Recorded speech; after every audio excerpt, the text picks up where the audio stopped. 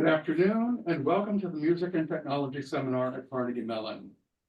You probably read about, heard about the recent rocket launch with a moonlander made by the Pittsburgh company Astrobotic. It was all over the news. I watched the launch with a virtual invitation from NASA, and I might have hyperventilated watching that rocket take off. In that rocket, and in the moonlander within that rocket, was a 10-ounce titanium lattice work that held the work of many schools from the College of Fine Arts and other items. I had a very small contribution to that payload. I recorded many of the music pieces here in the Vlahakis recording studio, all somehow related to space travel or the moon, and curated and described the pieces and who composed them, who played them, that were eventually etched into that titanium lattice work and sent up in that rocket. There were 69 individual contributors to the music part of that project. The idea for the payload, consisting of music and art, came from Lowry Burgess, former dean of the College of Fine Arts, and Mark Baskinger, who has worked tirelessly on this project for the last 16 years, will tell us the story of the MoonArk. Please welcome Mark Baskinger to the Music and Technology Seminar at Carnegie Mellon. Well, thank you. Thank you, Ricardo, for the invitation, and it's nice to be with you all here virtually, although I'm sure many of you are just a few yards away in the other building. So what I thought we would talk about today is the concept of sending art to the moon and this crazy project that began somewhere around 2008, 2009, and culminated with a terminal re-entry to our atmosphere the other day. So this is the MoonArk. And let me click through some slides here. I'm going to go quickly and just sort of give a blast of images and history and so forth. And then we'll have some time for Q&A at the end.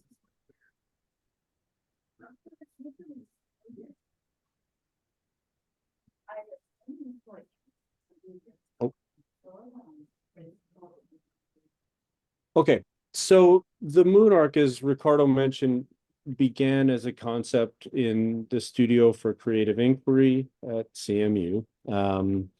And Lowry, in the early days of the project, began with the formation of the MoonArts group and ran an international symposium to bring artists of all types and backgrounds together to contemplate what it meant to bring art into space, sort of at the, like early 21st century.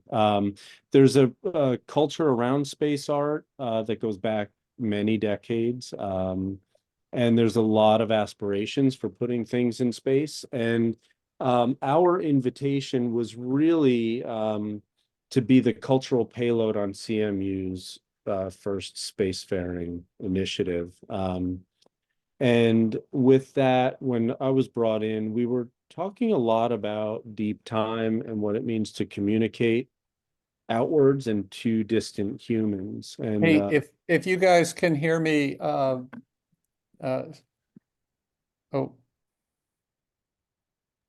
hey, I'm sorry. Okay. So this is an image of an early prototype lander, an early prototype rover in a testing facility. And these are some of our partners listed along the bottom here.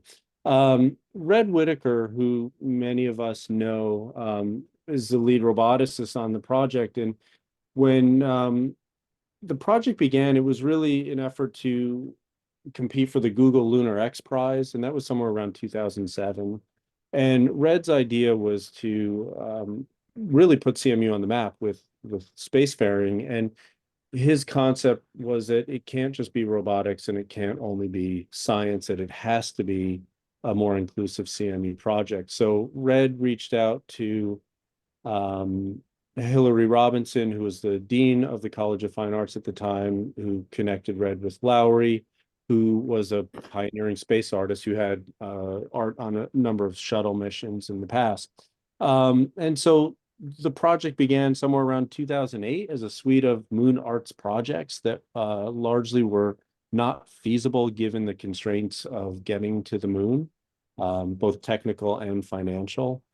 And somewhere around 2010, we framed the MoonArk project as the most viable concept that we could actually get to the moon, and would be the most inclusive way to bring people from all over together to join us in this initial artistic mission. So here's the rough timeline. And, in the orange area in the middle, that's really where the MoonArk became the MoonArk. And so we had a short window of about 5 years or so where fabrication happened, and everything was a rush. And you'll notice if you're reading the timeline that the launch got pushed from 2016 to 18, from 18 to 19, 19 to 20. And so as Astrobotic spun out of CMU and began its own journey of creating a space vehicle, the carriers and, namely SpaceX and ULA, among others, were discovering what it really means to develop rocketry and to have a sustainable model and sustainable business model as well. So it was a learning curve for everybody at the same time. So here's the MoonArk. And the concept was to put the first museum on the moon. We were overly ambitious. We sort of shot for the Fabergé egg that was self-contained. So this is the structure, and we designed it out of particular materials with particular geometries to withstand vibration, temperature, solar radiation, and all the different impacts of getting to the moon, because this would be mounted to the lander deck and exposed to the environment. This was not to be contained in a box that would have to be found. And the original concept really was to put rich cultural payload on the moon, on the lander, so that the lander, after its 2-week mission, would not just become space junk, but would become a destination that people would want to revisit. There would be an artifact there to reclaim, to investigate, something that was a little bit more elusive than defunct science technology. And so, here are some of the materials. In the introduction, Ricardo mentioned titanium, and that was definitely a key material for us. Gold, platinum, nickel, sapphire, aluminum, and so forth. So our challenge really was to be as light as possible and as durable as possible, both strength to endure the trip and to endure the surface on the moon, but also to hold the narrative. I'm going to roll back a slide here, and you'll notice that each chamber of the MoonArk has a different title. And so very much we thought this was a depiction of being human, where the chamber at the bottom, which is the Earth chamber, really speaks about our earthly context. It's sort of our feet on the ground. Moving to the metasphere, which are our communication structures and satellites and so forth, and everything between the surface of the moon and the surface of the Earth. And then the moon as creative expression, and it's sort of a mini museum within the museum itself, an homage to the moon. And then the ether chamber, which is about the great beyond and the things that we don't understand past our universe or past our solar system and the Milky Way and so forth. And so very much it's boots on the ground and head in the sky. And so if we look at this vertical integration here, it's emblematic of being human. And it was also designed to be experienced on the moon. So the moon in its colorless environment, we don't really know what it's like to be human on the moon. We don't know what our color perception is. We don't know what filters or distortion we'll have through helmets and so forth. But we know that what we see today will be interpreted very differently on the moon. But it was about the experience, about uncovering this in some future context that may or may not come to fruition. But we assume that humans of the future are going to share a lot of attributes with humans today. Hopefully biologically similar. Hopefully, they have creative capacities and interpretive abilities to decode this, and then a desire to decode this as a cultural artifact. And so we also thought about it as a future fossil object. So the way it was structured and designed was to endure the load and temperature and radiation environments to be discovered thousands, if not tens of thousands or hundreds of thousands of years into the future. This is an object that can outlive culture, that can outlive language, and so forth. And so we took a lot of that into account and really guided our design process. So initially we had 3 ounces of payload, which is not a lot. And as we got into the design and realized some constraints that we were running up against, we realized that 3 ounces doesn't really get us enough. So we argued for 6, and 6 became 8, and then we netted out at 10. And it costs about $1.2 million per kilogram to get to the moon. So in total, this is roughly a $400,000 investment just for the ride. So aside from the material costs and the fabrication and the original art, just the fuel, just the logistics to get to the moon is almost $500,000. And we really believed in this, and we took a quote from Brian Eno as sort of a guiding principle for us that, that images transcend language and geography. And as artists and culture makers begin making time, change, and continuity their subject matter, they will legitimize and make emotionally attractive and new and important conversation. And so we really wanted to bring this idea of deep time into focus through our work, but also to give our collaborators this really great sense of hope that their work can endure for eons, and what they're putting forward is a message, a positive message for future humans. We take a lot of inspiration from artifacts from the past, and these are the stones from Maz Dazil. So they are part of the Neolithic period, but although they're not shaped, but they do have ochre and pigment markings on them that are thought to symbolize families and tribes and peoples moving through different areas, leaving mementos behind for others to find.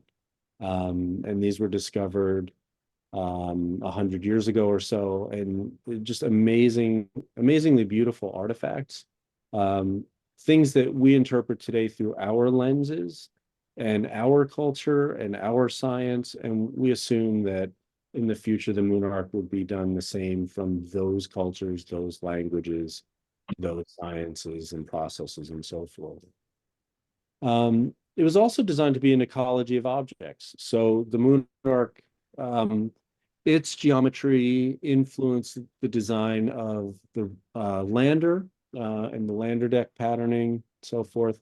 And really looking at these 3 artifacts, the CMU iris rover at the bottom there, as being related. We wanted the MoonArk to be exposed. The rest of the lander was wrapped in shielding materials, but we really wanted this to be exposed so people can see it and know it first before they unwrapped the technologies and saw some synergies or relationships among those two. So yeah, very much a CMU project where we have the vehicle, we have the exploratory rover, and then we have the cultural payload, all being co-developed at the same time and influencing each other. So it's not just purely an engineering mission. We're bringing the arts in a critical way along as well. What's inside the MoonArk is a complex arrangement or a collection of earthly materials, technologies, materials, innovations, sculptures, all sorts of things. On a bad day, we call it like the most elaborate junk drawer. And on a good day, we view this as sort of like the Carnegie Museum of Art and the Carnegie Museum of Natural History, where in one architectural container, you've got these 2 worlds that are to be experienced together, that you don't separate the arts and nature and humanity and so forth, it's all to be experienced together, and one can inform the other. And so on the left here is our inventory, and you'll see the visual murals that we have, the sapphire discs with their imagery on them, and indications of some of the sample payloads. And within each disc, there's a story across the two discs, co-located. There's a story. There's another story within each chamber, across each chamber, and then through the entire structure. So it's a nesting of stories. And so some of them look like this. You'll see on the upper right-hand area there, that's a depiction of our biodiversity disc, which was curated by Steve Tonsor of the Carnegie Museum of Natural History. And this is a depiction of Earth, and it's largely diagrammatic and symbolic. And what we have is a star shape, and those stars are the 5 oceans, and within those oceans are sea creatures that live in symbiosis. The largest terrestrial biomes link in the sort of archways across the points of the star. And those, again, are terrestrial animals that live in symbiosis. And so we've got the largest biomes across each continent. We've got the major oceans, all depicted together as a unity.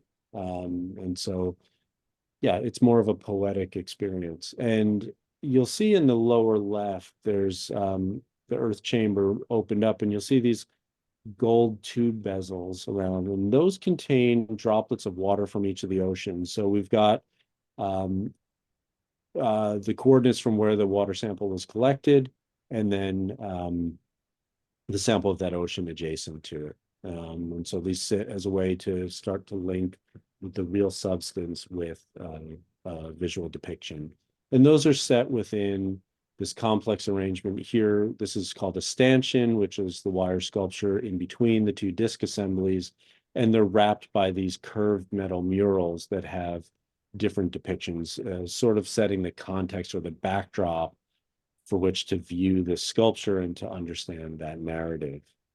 Zooming in here, we've got smaller containers. So we see the gold tube bezels here.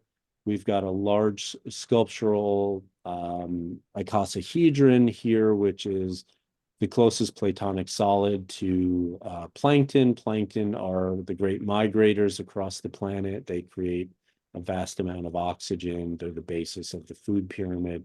Really important creatures. So inside this icosahedron, which is drilled out, we've got plankton samples. So we've got plankton sitting in the middle of this biodiversity disk, and so it's sort of a flourish of life that has emerged from plankton, and water being the context for plankton to live in, and plankton's locomotion across the planet is related to the tides, controlled by or influenced by the Earth-Moon relationship. So the moon is a catalyst for stirring life on this planet is sort of the message here as we get into sort of like this biology. Some more examples of different discs. These are machined sapphire discs, so there's a hole in them. They're machined down to 1/4 of a millimeter each. So really hyper thin, almost weightless, but incredibly strong. And those are sandwiched inside titanium rings. And here's some of the murals, some of the imagery we use there. And an interesting thing about this too, so these murals are made of a material called Kovar, which is a nickel iron hybrid alloy, and we laser engraved the images on them, and then we coated them with a very particular coating that was developed for us from Covestro, formerly Bayer Material Science, and then we heat transferred with through dye sublimation here. We put the color imagery on top, so there's a registration of the graphic image on top of the laser engraved image. And the interesting thing for us is that exposed to UV light and radiation and so forth, the color is going to burn off. So for us, it's a bit of a timekeeping device that these will eventually burn clear, and you'll see the engraved mural. So there's sort of a poetic for us as like the MoonArk desaturates in color and becomes more synonymous with the moon, that however far in the distant future someone uncovers this, they'll get some greater or lesser amount of color. Some more examples. This is the Moon Museum disc. It includes a lot of nano art, Apollo landing sites around the middle here too. And there's a lot of relationships among all the imagery in here. A lot of student-made images, professional nano artists and so forth. And here you can see the scale of the disc. Another project by Golan Levin in the School of Art and David Newberry, a collaborator of his. They created this project called Moon Drawings. And Moon Drawings was an open source opportunity for people around the world to log into a website, draw a 1,000-point continuous line drawing, and make a picture. And that picture would be sent to the moon. So they opened the website for a few days, and very quickly they got to 9,100 images. And so we gathered 8,700 of them onto this disc. And so there's small little scribbles. Some are a little bit more complex because Golan's friends figured out how to hack the system and do some more interesting things here. But this is what the disc looks like. These kind of scribbly little drawings. And it's amazing what people want to send to the moon. Lots of depictions of being human, lots of stick figures, hearts, peace signs, their names, birthdays, things that are, fairly, important to people. And we don't know why exactly, but that was their expression. And we were happy to carry that as a sentiment to the moon. Other small things, the MoonArk itself is really small, and then its contents are even smaller. So these are here in the lower image here are 1 millimeter square silicon chips, and at the nano level, these imprints are made. So these are engravings. Two images from Alessandro Glorio and Alessandro Scali from Italy, and they're both social comments on, first footprint on the moon. We wanted to put another footprint, and then also sort of a depiction, like a glyphic of us with our cell phones and how important social media is today. So these exist in the metasphere chamber that speaks to our communication structures. We also include natural microscopy. So these are creatures that exist at the scale of grains of sand. So the whole ecosystem that exists in a handful of sand. So you can see these nautilus shells that are so tiny, sponge spicules and so forth, and all these creatures that exist at the level of a grain of sand. So we spent a couple weeks sorting through sand that was sent to us from Honolulu, and just trying to pick out any creatures that we saw there. And after 2 weeks of doing this, we had hundreds of little bits that we could put in the chambers. We also partnered with companies to develop some technology. So this is a quartz resonator from the watch company Shinola. So it's a CAD model, but they developed this very particular frequency generating device for us that was powered by some pyroelectric nanogenerators, which we can get into a whole rabbit hole about that. But really the MoonArk is, much like any museum, there's representational artifacts and then there's the symbolic. And we really want to speak to our creative capacity as humans for taking the world as it is and providing a lens of interpretation or a layer of interpretation on that to create stories. And the story very much is a depiction of who we are as a global culture, as a species, and so forth. Here's where we get into the music. It's very impossible to send a recording to the moon, especially at this scale. And so at the time, and we're looking at about 10 years ago, laser engraving technology could get us to the level of high fidelity engraving of sound waves, but we couldn't make a record at this scale. Not in titanium. That would be something for the future. We pursued things like nano music boxes and so forth. And the technology just wasn't there at the time, but it created some really great opportunities to sketch and think about how to put music in the smallest of ways on the moon, and the most authentic way. So there was an original musical score created, and Ricardo helped us create or curate the collection of songs that we ultimately sent, and we had way more than we could possibly embody. So each disc, so we have the disc assemblies, and each top layer, or I should say each outer layer that faced the top and the bottom of each chamber, was engraved with music that could be reinterpreted back. And so maybe Ricardo, can you say a few words about the curation and collection of the music? Well, I recall that Dennis Colwell asked me to carry on with this project and find people who could contribute with music, something to do with the moon. So I said, okay, I'm going to send email to all the faculty and all the students in the School of Music and people that I know and ask for contributions. Dennis was a little apprehensive about that because he didn't know what we'd get. But I thought, well, we'll get what we get and we'll deal with it when we get it. So I sent email out to everybody I knew, and many people responded. Some people had pieces that they had already recorded. Some people came in and recorded pieces that related to the moon. And there were 69 contributors to the music part of this. They included composers, recording engineers, musicians who played the various pieces. And I described every single piece, where it came from, and who the composer and the participants were in every single piece. And that's part of that document that I sent you recently, which was an update from the original one I wrote many years ago. So some of the more interesting things for me anyway, there are of course many music majors who composed pieces and recorded them. Many of them were recorded here in our studio, the Vlahakis recording studio. And two that fascinated me were, one was a hip hop piece, and I knew that there was going to be some question about whether we would include that or not. I supported it heavily. It was written by a high school kid who was part of the Arts Greenhouse program. And he responded to the request because I made it to all the people who were participating in that program at that time.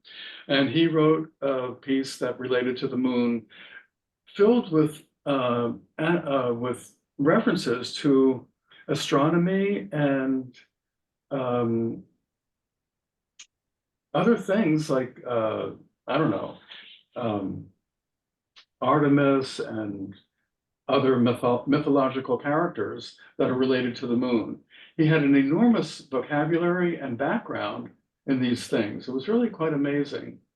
And I checked out every single one of his sources that he quoted, and every single one of them was correct. So I included all of that stuff in his description.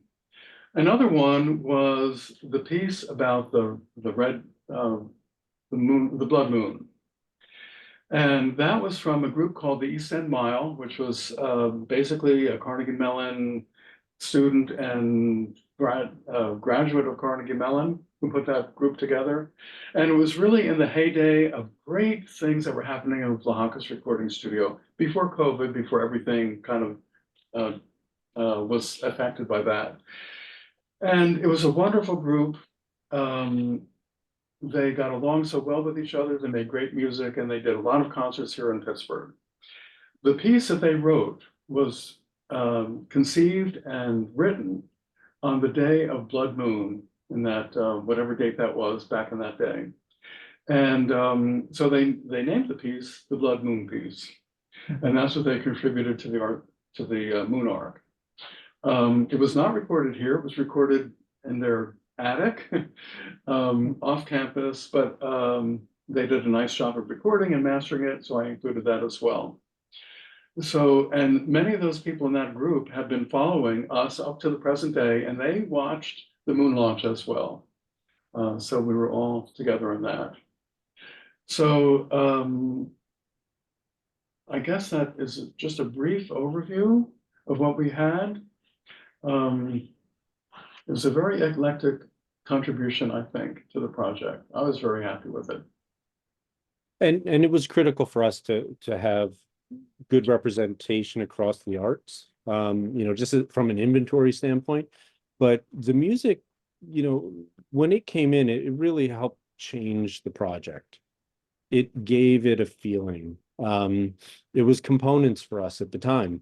And in fact, when I met with Dennis, and I said, look, I got a crazy thing I want to throw at you. We want to create a museum for the moon. And he said, what makes you think you're going to put a museum on the moon? And I said, well, we have a rocket. And he goes, stop right there. And then he picked up the phone and he gave you a call. And so that's sort of like how the project went. And so it was connections from one person to another, and we were always inspired by what came in.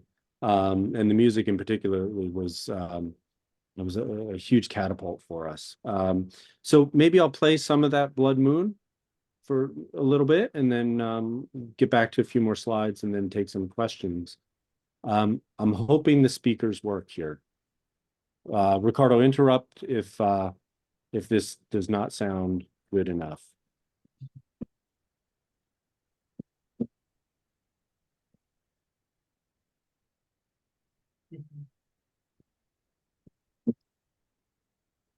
Okay, we don't hear anything. You don't? No. Oh. Okay, hear sound as well through Zoom? Probably should just go through the microphone.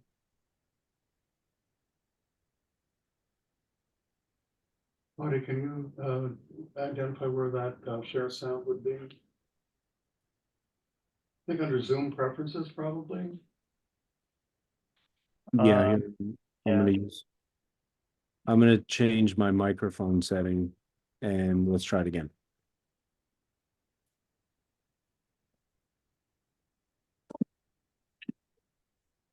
Is there anything there? Nope. No, I think the mic canceled it out since it's coming from the computer itself. Okay.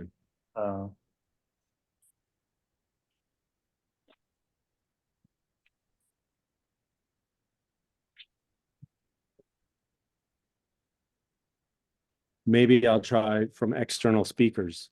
How about that? Usually the microphone will cancel out anything That's coming from the computer, right? coming from the computer. Yeah. Is there a preference there on to share sound? It shouldn't be on our side. It shouldn't be on our side. I mean, yeah, he should. It should be on his side. On his side, yeah. Yeah. There should be some settings. Right, when broadcasting music, then I always have the microphone preference set to musician as opposed to cancellation. Is that in the Zoom settings?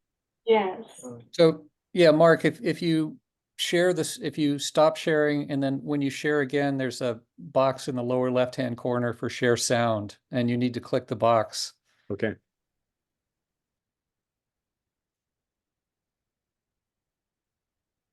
Is it in the microphone? Oh, I thing? see. Share sound. Yep. And it just gives me mono and stereo. Oh, let's do stereo. All right, let's try that.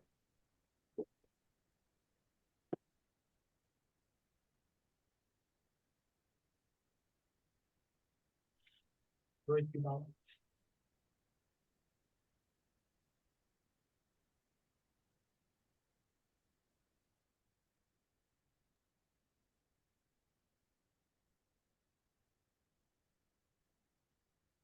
Okay, maybe we'll try again.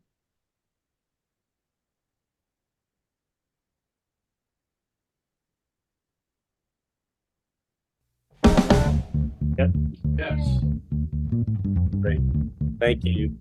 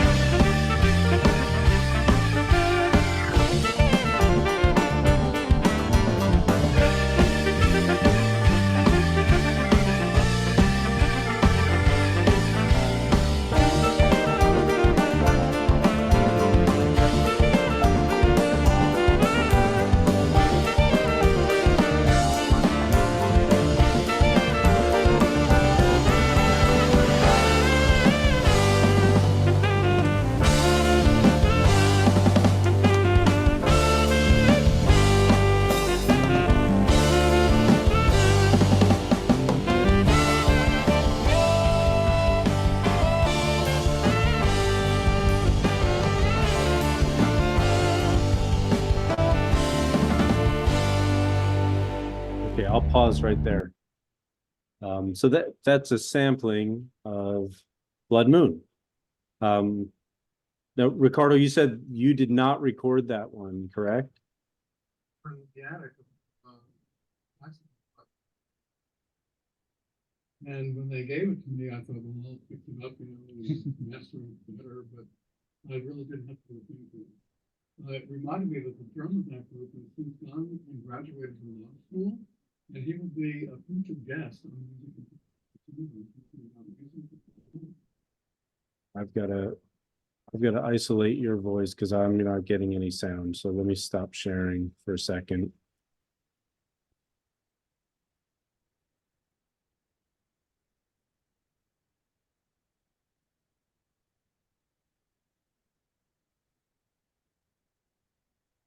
Was I unmuted there? Okay. Can you hear me okay? Yes. Okay, my volume is very low. This is, yeah, crazy. Okay. And you're seeing my screen again? Sorry that this is clunky. So did everyone hear what I said in the last paragraph or two?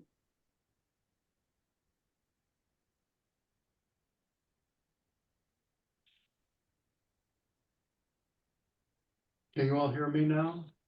I can hear you. Okay, so probably everyone else can too. Mark, I did want to mention two other pieces, a few other pieces.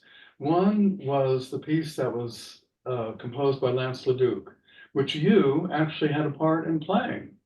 You were part of did. it, and that was the only piece that went up on the MoonArk that was about the museum on the moon. It was a humorous piece. I still have to smile when I think about it. And yeah, that was a great piece. And another one were two short electronic pieces written by a composer who was not in the School of Music, but he was in the ETC program. And they both were about ancient Chinese mythology or mythological figures that eventually went to the moon on their own. Those are great pieces. Another one was a piece by Nancy Galbraith. Nancy Galbraith. Mhm. And that piece was dedicated to Henry and Elsie Hellman for their birthday, which was, they both had birthdays in December. And that was when they were both still alive. And we had a picture of everyone who was involved in that piece with a great big sign that said, happy birthday, Henry and Elsie Hellman. Yeah, thanks. I'll go through a few more slides and then take a couple questions and be mindful of time. Okay, working process. Yeah, here's me in the upper left, 15, almost 16 years ago. Lowry, Matt Zawicka, my colleague here from design, some first year design students who stayed after the semester to, for a week to draw animals. So a lot of heroics, a lot of like really interesting people working on this project. And here's the lander getting tested. So in our time, like I said, we were fully fabricated in around 2016 or so, but we didn't endure space readiness testing until about 2019. And we had to conduct testing on the individual cages and assemblies and make sure they passed. And then once we attached them to the lander, the whole lander was tested again. And so here, if you can see my cursor, here's two cages from the MoonArk, and then on the opposite side of the fuel tank are the other two. And then this is the Iris rover below the deck. So you can see all the shielding and the thermal insulation and so forth. And then we're exposed to the elements. Yeah. Here's the lander getting installed with the nose cone. Below it is the Centaur payload delivery vehicle. So this was carried by United Launch Alliance. in their inaugural flight for the Vulcan Centaur rocket platform. And here's the launch. Photo from Hap Griffin, who gave us the Apollo landing site images. So he was able to install his camera that close to the launch pad. And then here was the intended trajectory. We got the lander to lunar distance, so about 242,000 miles away. The moon wasn't there, and it was set to slingshot back to Earth. And it came back and had its terminal re-entry over the South Pacific. So it re-entered somewhere along the Tropic of Capricorn. And this is the last photo it took. So this is looking sideways at Earth, the crescent Earth in the distance. And below this, or right behind this strut, is the sun. So the engineers at Astrobotics somehow were able to move the spacecraft in such a way to occlude the sun with no visual evidence. I have no idea how they did that, but it's a beautiful photo of a tragic flight. And then just a better idea of sort of the impact around the world and where we collaborated with people from almost every continent. And then across CMU too. So 12 units and departments on campus, 97 students and alumni, 27 CMU faculty and staff collaborators. Our team from our website. And then 2 MoonArks were created. They're twins in every respect. And the one was to remain here on Earth. And both toured. They went to different exhibitions and galleries and so forth. And so for about 8 years, we toured and exhibited. And the twin MoonArk now is in this permanent collection of the Smithsonian. So that's where that will be for the foreseeable future. The other one is somewhere in the South Pacific. And now we're contemplating a rebuild. So, you know, we've done it once. It took a lot of, steep learning curve, but now we know the stuff. So we can expedite a rebuild and jump on a future flight. And hopefully we get we achieve the moon. So that's the story of the MoonArk from 2008 till today. So thank you.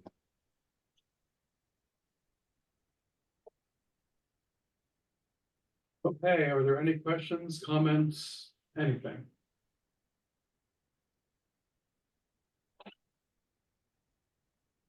You may have to unmute.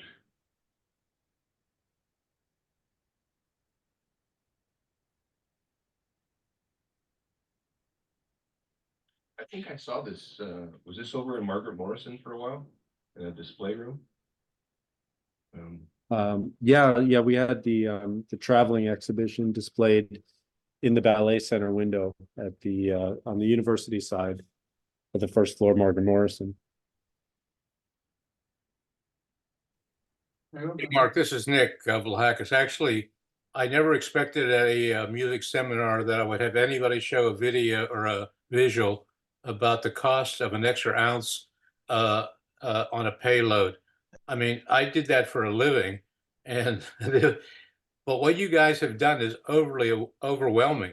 To have, I'm probably the only one on this call that's not what I consider a non-academia guy, but I would never have ever, when Ricardo told me about this program, it was like surreal almost that you guys were doing this. And you presented that chart to talking about trying to take your lessons learned and go on to the next. What I would suggest you think about also, if you want to do that, is maybe having a Mars arc, because I think that now that you guys have crossed this threshold of that, I think there's going to be a lot more effort and money placed in that. And you might want to think about it. The lessons learned now are probably going to be the same lessons learned on the next venture to some extent. But the fact that you understand all this stuff is just impressive. kudos to you and your team. Well, yeah, thank you for that. At the beginning, Lowry was truly a visionary, and he had such a wonderful poetic in mind. And I think we held true to that poetic by bringing so many people in. And I think that's the first lesson. It's like, how do you manage a team of well over 300 people around the world that are all like want to contribute? And one of the things that really stood out to me is that if you offer the moon or the potential to get there, everyone says yes. Everyone wants a piece of that. And we had to suss out like who wanted to actually collaborate and generate something new that fed this vision and could come together as this community that was really hopeful, versus who just wanted the celebrity and the PR of doing this. And I can honestly say everyone that did contribute was here for the right reasons. And so we learned a lot about team management and like sniffing people out, understanding their motivations. The technical know-how, I mean, that's kind of easy, right? Like you build something, you test it, it fails, you rebuild it, it works, you got something. And so that technical expertise, like I don't really call myself a space artist. I'm an industrial designer. So, I understand the material world pretty well, but like when you get to like space, things change and everything, they say space is hard, and it is. Everything's a challenge because there are so many unknowns, and you don't know the unknowns until you try something. And so we built this whole thing on spec, assuming we were right, that if we calculated correctly and our primitive vibration testing didn't break it, that it would survive its initial testing. And they shook it like crazy, and we were really concerned. Like I thought it was going to blow up. I thought it was going to break and we'd have shattered sapphire, and they'd say, you can't do this, go back, think again. But it survived. And so sometimes when you deal with all the details and you have the vision, that gap in the middle of like reality, like, is it going to work, just sort of closes on its own. And so I think the big takeaway for me being with it, it's like, if you have a vision and so clearly what it could be, and you work towards that, and everyone else is sort of like pulled along for that ride, I think pretty cool things can happen, but you got to have a lot of trust and trust your knowledge too, Good job. Yeah, thank you for that. So Mark, I know that you've dealt with a lot of people. I mean, NASA, you were on the phone with them. You were on the phone with Astrobotic. You were on the phone or email with, people at the total other end of this whole thing, like me.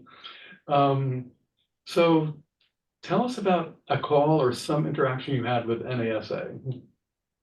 So, yeah, I guess there's 3 languages you speak. One is inward to the artistic community and, being very present with concepts and trying to understand what people envision for their work and trying to make that happen. And not, engineering is really good at saying, no, you can't do that because it's not been done before. And I'm foolish enough to say, yeah, let's try it. And so like that optimism, I think, relates really well with our community.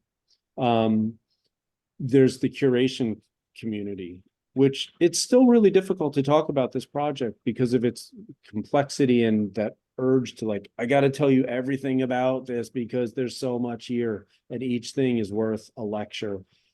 But really it's like, okay, it's a museum, but it's absurd. And so like justifying that, and somehow museums, they understand that and they can reflect that back. And so learning not only how artists speak about their work, but how an external audience sees it and tells me what it is, which gives me language to talk about it, to then the technical community. So with NASA and engineers, there's no room for cultural payload. There really isn't. We were ballast weight. They knew that they would have to glue some lead over here and bolt on some aluminum over there just to make sure that spacecraft was balanced.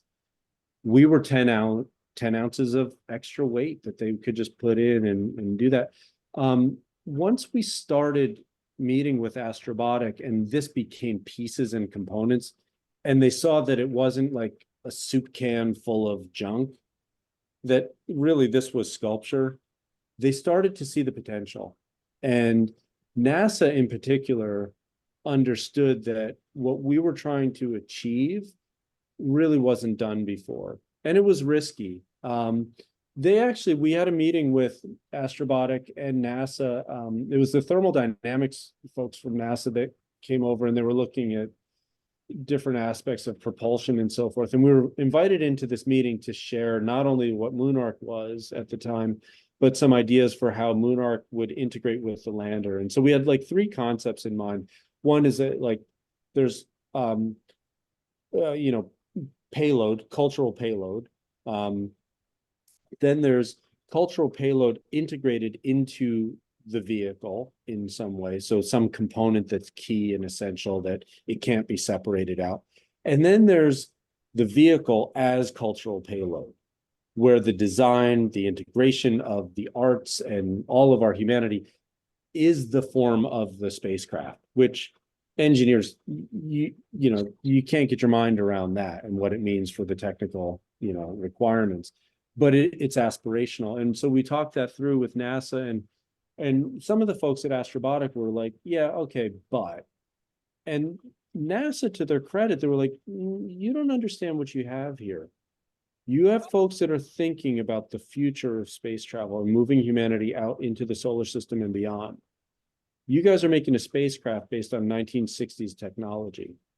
And that's where we're at. The space race is still the way the space race was. And I get that we have better visioning and AI and much better computation, but largely the paradigm is exactly the same. And we need artists, we need folks like us who can illustrate in some ways, whether that's performed or drawn or modeled in some way that gives the scientific community something more, that vision to say, okay, it's that. It's the concept. It's not just the technical feasibility. We can make things happen. Engineers are great. We can figure stuff out. But it's that vision. It's the crafting of the vision and then having that person or the team in the middle, like NASA was, to say, no, you got something here.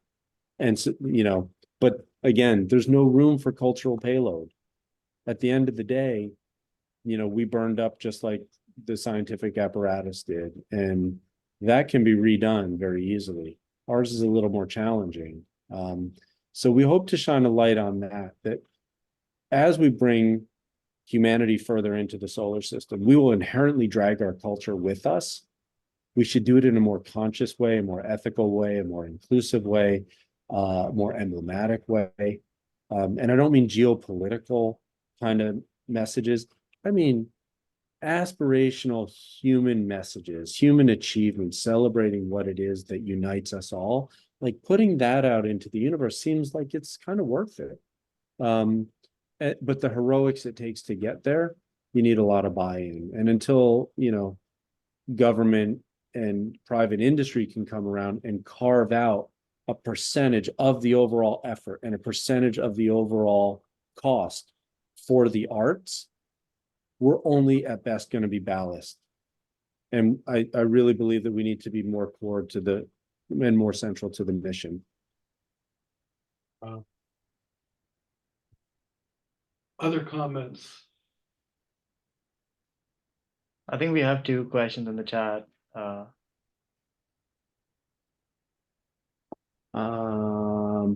The frequency, I don't know. That I don't know. That resides with one person who created it.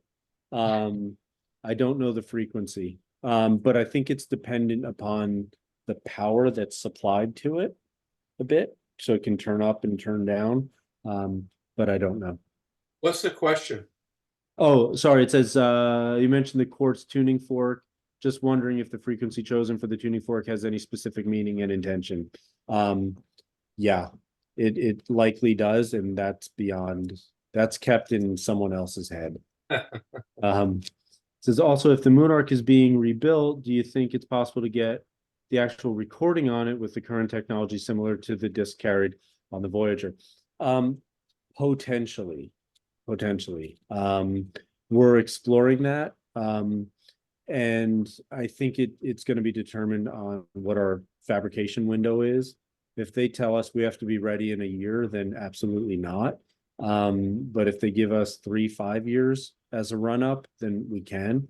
We do have a second project that's brewing right now. It's called Lunar Glyphs. And what I'll say about that is if you check moonarts.org, there'll be an announcement, and I'll make an announcement through Ricardo to the CMU community and especially to the School of Music, because you've all been such great collaborators.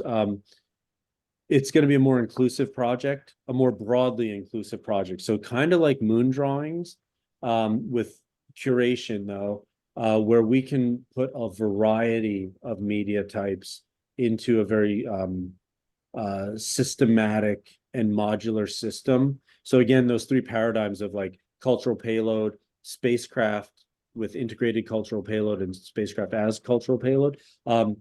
Yeah, we're like in that middle phase now, and I'm looking for ways that we can integrate our work collectively into the design of the spacecraft. So stay tuned for that. So Mark, I'm wondering if you can say just a word about why did this happen at Carnegie Mellon and nowhere else? Quite honestly, Red Whitaker. You know, I attribute everything to Red. When we were overweight, like we were tracking our fabrication and our estimates, and we're like, uh-oh, we just did a bad thing.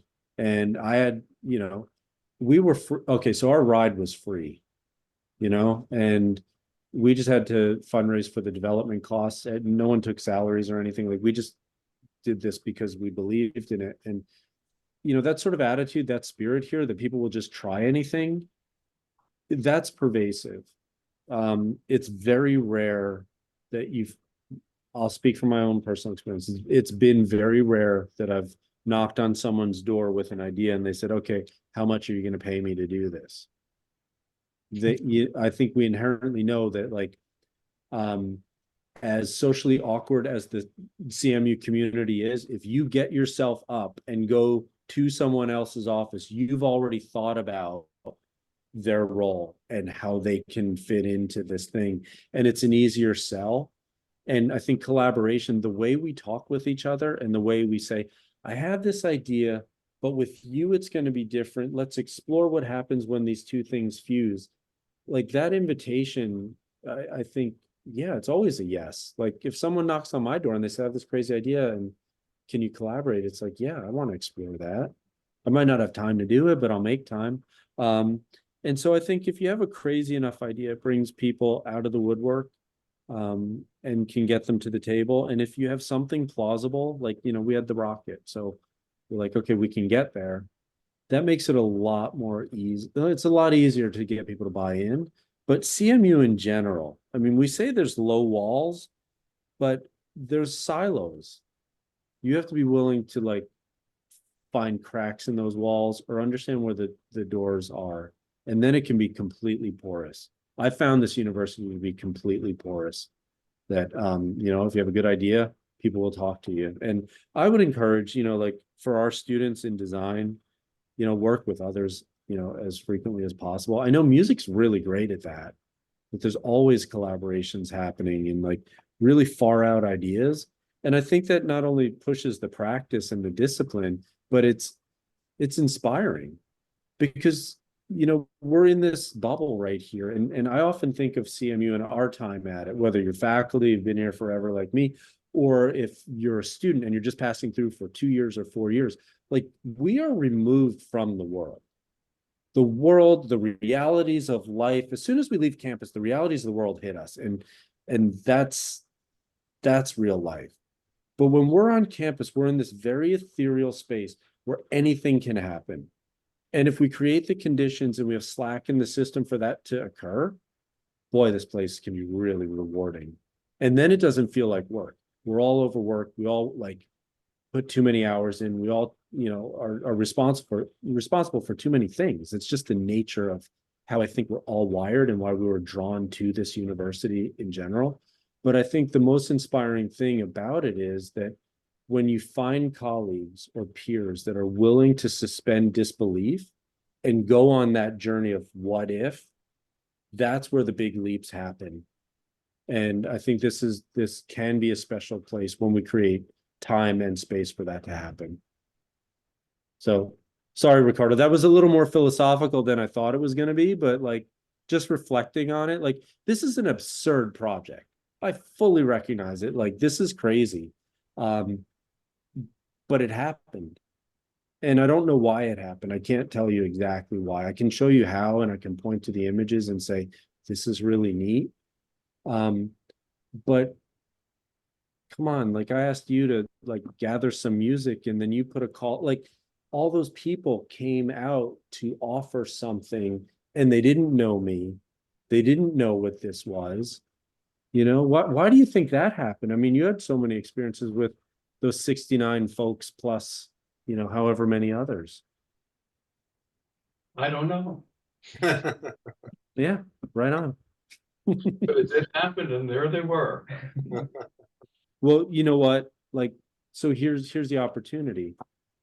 You know, we're going to do it again. We have this second project, which I said is going to be more modular, more open. And, you know, I invite everyone to, you know, come investigate. And if you see a place for yourself or your work, or if there's the kernel of an idea that you have, nothing's ridiculous, nothing's impossible at this point. There's no bad ideas. Everything has merit. And, you know, how it all fits together, that's, I think the universe is going to sort that out. I really do. Like all the bits of this, like somehow an inherent logic was formed through all these different things coming together. I think it'll happen again. I think that's the way we work. I think that's like, we'll create the conditions for that to happen. I'm confident, but I can't tell you how to do that. I know that it will happen. So yeah, if you're interested in space stuff, if anyone on, you know, on this Zoom, or if you know anyone, like direct them my way. Yeah. Like come see me. Let's talk. Let's start exploring what might be possible here. Okay, any other comments from anybody? Come on, say something, somebody.